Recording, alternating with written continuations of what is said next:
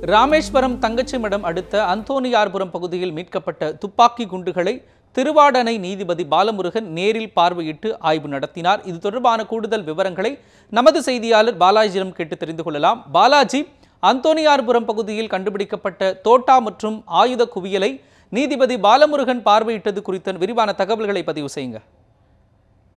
மோகன், நேற்று முன்தினம் தங்கச்சி மடத்தை அடுத்துள்ள மீனவ கிராமமான அந்தோணியார் பகுதியில் மீட்கப்பட்ட துப்பாக்கி குண்டுகளை அதாவது ராமேஸ்வரம் நீதிபதி, தற்பொழுது ராமேஸ்வரம் நீதிபதி யாரும் இல்லாததால் திருவாடனை நீதிபதி பாலமுருகன் தான் ராமேஸ்வரத்தை கூடுதலாக பார்க்கின்றார்.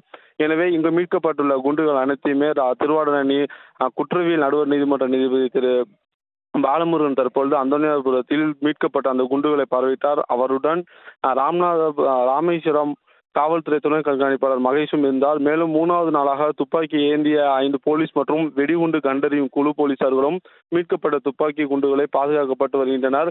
அதாவது நேற்று முன்தினம் மீட்கப்பட்ட இந்த துப்பாக்கி குண்டுகளில் ராமேஸ்வரம் ஆயுதப்படை வளாகத்தில் இயந்திர துப்பாக்கி ஹெவி மிஷின் கன் பயன்படுத்தப்படும் தோட்டாக்கள் 400ம் எல்எம்ஜி என்று சொல்லக்கூடக்கூடிய இலகுரக இயந்திர துப்பாக்கி தோண்டாங்கள் 5500 மற்றும் எஸ்எல்ஆர்எல் தானியங்கி துப்பாக்கி என்று சொல்லப்படக்கூடிய எஸ்ஆர்எல் வகை தோட்டாக்களையும் ராமநாதபுரத்தில் இருக்கக்கூடிய ஆயுதப்படை வளாகத்தில் வைத்துள்ளனர்.